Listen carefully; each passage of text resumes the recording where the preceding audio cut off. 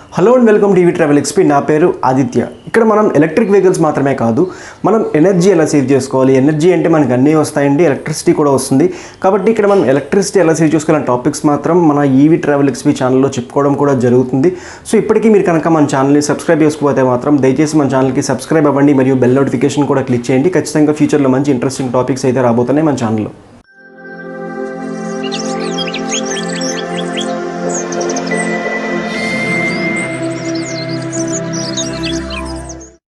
So మనకి summer start అయిపోయింది. Summer start అయిపోవడంతో ఎక్కడైనా సరే ఏసీ అనేది ఒక నిత్యావసర వస్తువుగా తయారైపోయింది. ఇదివరకు ఏసీస్ అంటే కొన్ని ఇళ్ళకు మాత్రమే పరిమితం అయ్యేవి, కానీ ఇప్పుడు ప్రతి ఇంట్లో ఏసీ అనేది ఒక నిత్యావసర వస్తువు. అంటే ఏసీ లేకపోతే మనం రాత్రి పడుకోలేని స్టేజ్లో కూడా వచ్చాము. కాబట్టి ఇక్కడ మనం ఏసీ పవర్ బిల్ ఎలా మనం మ్యాక్సిమం సేవ్ చేయాలి అనే టాపిక్స్ అయితే ఒక 10 పాయింట్స్ ఉంటాయి. ఈ 10 పాయింట్స్ అయితే మనం చూద్దాము. దయచేసి ఈ వీడియో చివరిదాకా చూడండి. చివరిదాకా చూస్తే మీకు ఏసీస్కి సంబంధించిన ఒక బయ్యింగ్ గైడ్తో పాటు కంప్లీట్ యూజర్ గైడ్లా కూడా ఈ వీడియో అయితే ఉపయోగపడుతుంది.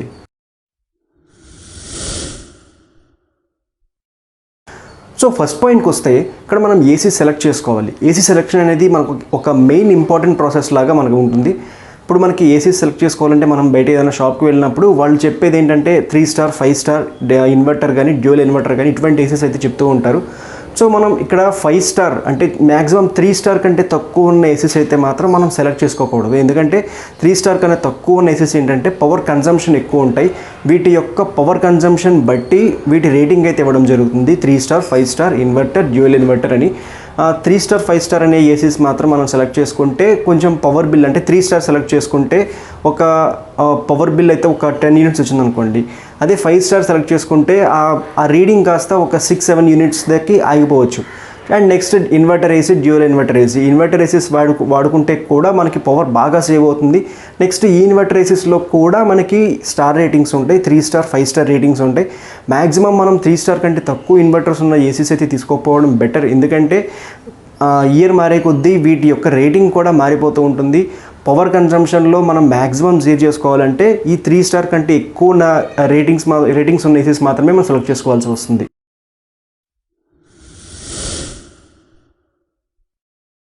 నెక్స్ట్ పాయింట్ వచ్చేసి రూమ్ కండిషన్స్. ఈ రూమ్ కండిషన్స్ అనేవి మన ఏసీ పనితనంలో చాలా ఒక ఇన్ఫ్లుయెన్షియల్ ఫ్యాక్టర్గా ఉంటుంది. ఈ రూమ్ కండిషన్స్ బట్టే మనకి పవర్ బిల్ కూడా వస్తూ ఉంటుంది.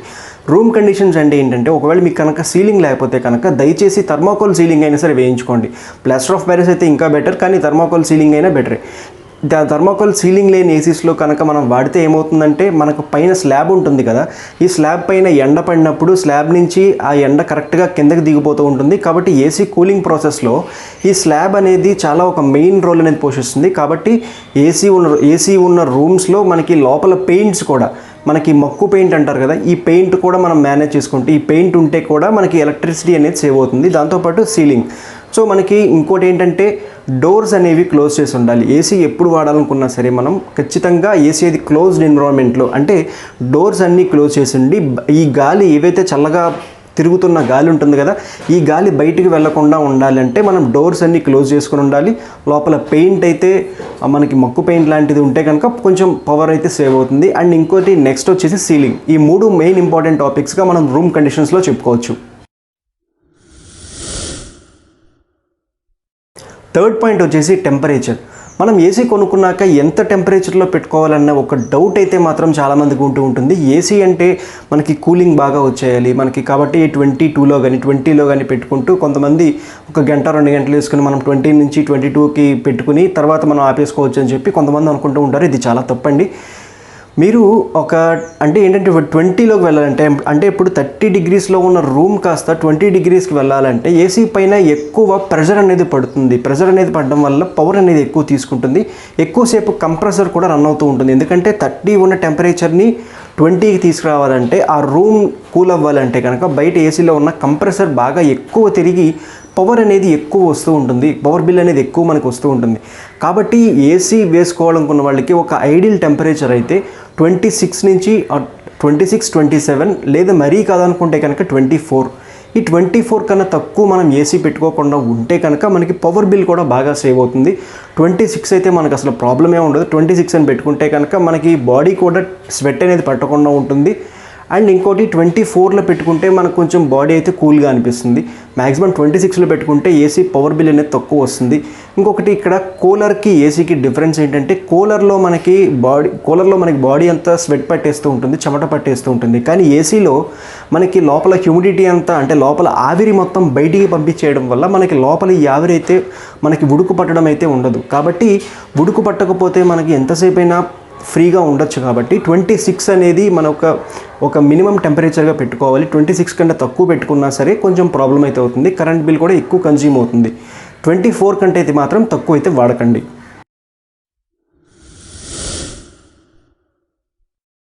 నెక్స్ట్ 4th పాయింట్ వచ్చేసి మనకి మోడ్స్. మనకి ఎటువంటి ఏసీలో అయినా సరే ఖచ్చితంగా 3 మోడ్స్ అయితే ఉంటాయి.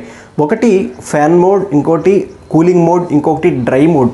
ఈ కూల్ మోడ్కి డ్రై మోడ్కి చాలామందికి డిఫరెన్స్ అయితే తెలియదు. కూల్ మోడ్ అంటే మన ఏసీ మొత్తం కూల్గా ఉంటుంది. డ్రై మోడ్ అంటే ఏంటంటే మనకి ఇది ఎక్కువ మనకి వింటర్లో ఉపయోగపడుతూ ఉంటుంది. వింటర్లో ఏంటంటే మనం రూమ్లో ఉన్నా సరే మనకి కొంచెం ఆవిరి అనేది ఖచ్చితంగా రూమ్లో అయితే పడుతుంది.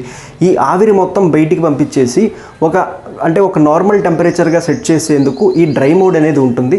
కూల్ మోడ్ కంటే డ్రై మోడ్లో ఏసీ తక్కువ తిరుగుతుంది, తక్కువ బిల్ కూడా వస్తుంది. సో ఎవరైనా సరే సమ్మర్లో కూడా ఈ డ్రై మోడ్ అనేది బాగా వాడచ్చు. కూల్ మోడ్ అంటే ఏసీ ఎక్కువ హైడ్రేట్ అవుతూ ఉంటుంది, ఎక్కువ కూల్ అవుతూ ఉంటుంది. అదే డ్రై మోడ్ అయితే కాసేపు ఏసీ తిరుగుతుంది, కాసేపు ఏసీ ఆగిపోతుంది. కాబట్టి డ్రై మోడ్లో కొంచెం పవర్ కూడా ఎక్కువ సేవ్ అవుతుంది. అండ్ నెక్స్ట్ 5th పాయింట్ వచ్చేసి క్లీనింగ్. ఈ క్లీనింగ్ ప్రాసెస్ అనేది ఏసీలో ఒక మెయిన్ పాయింట్గా చెప్పుకోవచ్చు. ఎందుకంటే లోపల మ్యాట్స్ ఉంటాయి కదండి. మనకి ఏసీ ఏమవుతుందంటే లోపల గాలిని తీసుకొని బయటికి పంపిస్తూ ఉంటుంది. అలాగే లోపల గాలి ఎక్కువ తిరుగుతూ ఉంటుంది కాబట్టి లోపల ఉండే దుమ్ము లోపల ఫిల్టర్స్కి ఉంటాయండి. లోపల మీరు ఏసీ కనుక ఇండోర్ యూనిట్లో పైన ఓపెన్ చేస్తే లోపల 2 ఫిల్టర్స్ ఉంటాయి. ఈ ఫిల్టర్స్ కనుక మనం ఎప్పటికప్పుడు ఒక 15 డేస్కో లేకపోతే 20 డేస్కో మనం క్లీన్ చేసుకుంటూ ఉంటే ఈ హ్యూమిడిటీ మొత్తం బయటికి పంపించేసేందుకు ఈ ఫిల్టర్స్ అనేవి బాగా ఉపయోగపడుతూ ఉంటాయి. కాబట్టి ఏసీ పెర్ఫార్మెన్స్లో ఈ ఫిల్టర్స్ అనేవి ఒక మెయిన్ రోల్ అయితే పోషిస్తాయి. దాంతోపాటు ఏసీ సర్వీసింగ్ కూడా మనం చేయించుకుంటూ ఉండాలి.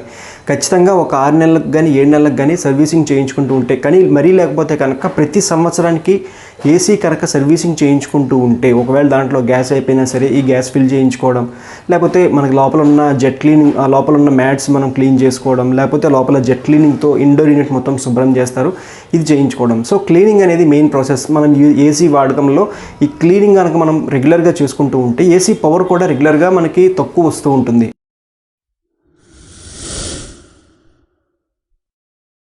And next 5th point fan. మనం ఏసీ తిరుగుతున్నప్పుడు కొంతమంది తెలియక ఫ్యాన్స్ కూడా వేసుకుంటూ ఉంటారు. అంటే ఏసీ తిరుగుతున్నప్పుడు మనకి కూలింగ్ రావట్లేదు, కాసేపు ఫ్యాన్ అయ్యిందని చెప్పి కొంతమంది ఫ్యాన్స్ కూడా వేసుకుంటూ ఉంటారు. ఫ్యాన్ వేసుకున్నప్పుడు ఏమవుతుందంటే సీలింగ్ నుంచి టెంపరేచర్ అనేది కిందకి పంపించేసి ఆ లోపల గాలి అంతా సర్క్యులేట్ అవుతూ ఉంటుంది. కాబట్టి ఏసీకి కరెక్ట్గా పనిచేసేందుకు ఇది ఉపయోగపడదు.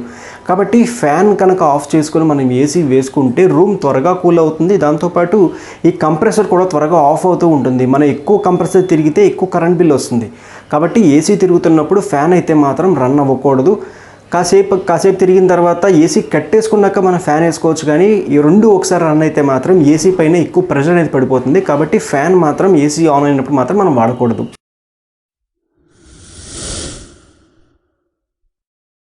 అండ్ నెక్స్ట్ పాయింట్ వచ్చేసి బిల్ సర్వీలెన్స్ అంటే ఇది కొంచెం చెప్పుకోవాలంటే ఇది చాలా మెయిన్ టాపిక్గా చెప్పుకోవచ్చు. ఎందుకంటే మనం సపోజ్ మన ఆంధ్రప్రదేశ్లో తీసుకుందాము.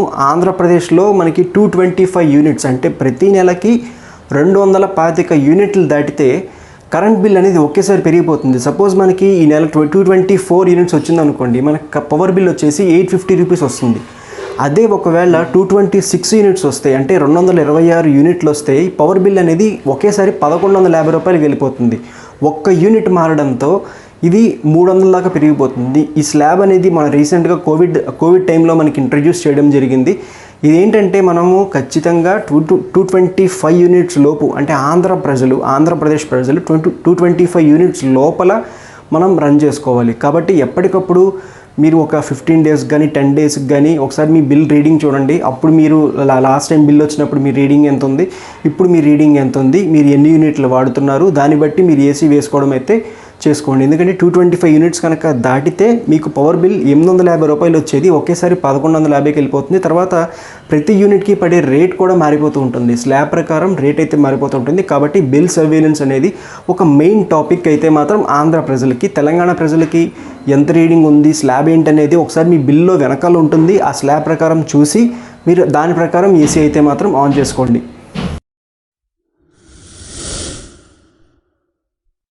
అండ్ నెక్స్ట్ పాయింట్ వచ్చేసి అవుట్డోర్ యూనిట్స్ ఎక్కడ ఉన్నాయి అనే దాన్ని బట్టి కూడా మన ఏసీ పనితనం పైన ఒక ఇన్ఫ్లుయెన్స్ అనేది అవుతూ ఉంటుంది. అవుట్డోర్ యూనిట్స్ కనుక డైరెక్ట్గా ఎండకి ఎక్స్పోజ్ అవుతూ ఉంటే అది ఏసీ పనితనం మీద కూడా ఒక రిఫ్లెక్షన్ అనేది చూపిస్తుంది.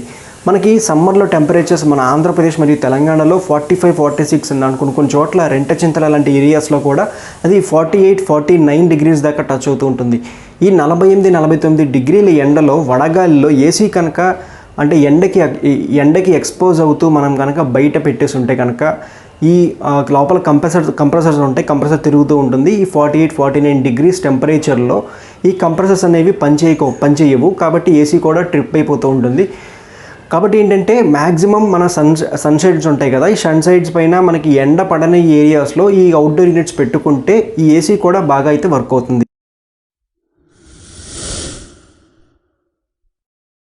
అండ్ నెక్స్ట్ మనం చూసుకుంటే 9th పాయింట్ వచ్చేసి లోపల ఎటువంటి ఫర్నిచర్ మనము లోపల అంటే ఇనుమకి సంబంధించినవి లేకపోతే ఫ్రిడ్జ్ లాంటివి ఇటువంటివి మన ఏసీ రూమ్లో ఉండకూడదు. ఓవెన్స్ లాంటివి ఇటువంటివి మన ఏసీ రూమ్లో ఉండకూడదు. బీరువాస్ అనేవి ఉండకూడదు. ఎందుకంటే లోపల బీరువా మొత్తం మనకి ఐరన్తో వస్తుంది. ఏసీ రన్ అవుతున్నప్పుడు ఈ బీరువాస్ ఏవైతే ఉంటాయో ఈ బీరువా మొత్తం మనకి చూసే ఉంటారు కదా మీరు, బీరువా మొత్తం చల్లగా అయిపోతూ ఉంటుంది. ఇది కనుక లోపల ఉంటే ఈ టెంపరేచర్ని మొత్తం ఏసీ నుంచి వచ్చే కూలింగ్ మొత్తం ఈ బీరువా తీసుకోవడంతో ఏసీ రూమ్ కూడా త్వరగా కూల్ అవ్వదు. అండ్ దాంతోపాటు ఫ్రిడ్జ్ అనేది వెనకాల కాయిల్స్ ఉంటాయి. ఈ ఫ్రిడ్జ్ అనేది ఎక్కువ వేడి అనేది వస్తూ ఉంటుంది. ఈ వేడి రావడం వల్ల ఈ ఫ్రిడ్జ్ నుంచి ఎక్కువ వేడి రావడం వల్ల ఈ రూమ్ అనేది త్వరగా కూల్ అవ్వదు. అండ్ ఇంకోటి ఓవెన్స్ లాంటివి కూడా లోపల ఉండకూడదు. టీవీ అంటే పర్లేదు, టీవీ నుంచి ఎక్కువ టెంపరేచర్ బయటికి రాదు కాబట్టి పర్లేదు. కానీ ఫ్రిడ్జ్, ఓవెన్, బీరువాస్ లాంటివి మన రూమ్లో అయితే మాత్రం ఉండకూడదు. అండ్ నెక్స్ట్ 10th పాయింట్ వచ్చేసి టైమర్ సెట్ చేసుకోవాలి. మనం రాత్రి పడుకుంటున్నప్పుడు ఒక 10కో లేకపోతే 9కో ఏసీ ఆన్ చేసుకుంటే ఒక 5-6 అవర్స్ టైమర్ కనుక మనం పెట్టుకుంటే మనం ఈ 5-6 అవర్స్ దాటిపోయిన తర్వాత ఏసీ ఆటోమేటిక్గా ఆఫ్ అయిపోతూ ఉంటుంది. మనకి నిద్రలో తెలియకపోవచ్చు, మనం 9కి పడుకున్నాక మనం తెలియకుండా మార్నింగ్ 6 దాకా ఏసీ రన్ అవుతూనే ఉంటుంది. కాబట్టి ఎక్కువ ఏసీ తిరుగుతూ ఉంటుంది, కరెంట్ బిల్ కూడా ఎక్కువ వస్తూ ఉంటుంది. కాబట్టి ఏసీ తక్కువ తిరగాలంటే మనం 9కి పడుకుంటాం కాబట్టి 9-10కి మనం పడుకుంటే ఒక 5-6 అవర్స్ టైమింగ్ పెట్టుకుంటే ఒక 2కి కానీ 3కి కానీ ఏసీ ఆటోమేటిక్గా ఆఫ్ అయిపోతూ ఉంటుంది. ఈ కూలింగ్ కూడా మినిమం మనకు 2 అవర్స్ ఉంటుంది. మనకు అప్పుడే 2 అవర్స్ మనం డోర్స్ కనుక ఓపెన్ చేయకుండా ఉంటే ఈ కూలింగ్ కూడా 2-3 అవర్స్ దాకా సస్టైన్ అవుతూ ఉంటుంది. కాబట్టి మనం మార్నింగ్ ఈజీగా 4-5 దాకా ఈ రూమ్లో కూలింగ్ అయితే ఉంటుంది. కాబట్టి ఈ టైమర్ సెట్ చేసుకోవడం అనేది కూడా ఒక మెయిన్ ఇంపార్టెంట్ పాయింట్గా మనం ఏసీస్లో మనం అనుకోవచ్చు. సో అది ఫ్రెండ్స్, టోటల్గా ఈ 10 పాయింట్స్ అయితే మనం కనుక ఫాలో అయితే ఖచ్చితంగా మన పవర్ బిల్ అయితే 850 or 900కి దాటి రాదు. మనం ఏసీ కనుక ఒక ప్లానింగ్తో వాడుకుంటే మనకి పవర్ బిల్స్ అనేవి 900 దాటకుండా వస్తూ ఉంటాయి. ఒకవేళ మనం ప్లానింగ్ లేకుండా వాడితే కనుక అది 2500కో 3000 దాకా వెళ్ళిపోయిన సందర్భాలు కూడా చాలా ఉంటాయి. కాబట్టి ఏసీ మనం జాగ్రత్తగా వాడుకుంటే మన జేబుకి చిల్లు పడకుండా ఈ 10 పాయింట్స్ అనేవి మనకి బాగా ఉపయోగపడతాయి. సో ఇది ఫ్రెండ్స్, టోటల్గా వీడియో అయితే మీకు నచ్చింది అనుకుంటున్నాను. ఒకవేళ మీకు ఈ వీడియో నచ్చితే కనుక లైక్ చేయండి, కామెంట్ చేయండి మరియు షేర్ చేయండి. అలాగే ఈవీ ట్రావెల్ ఎక్స్పీ ఛానల్కి కూడా సబ్స్క్రైబ్ అవ్వండి. Thank you.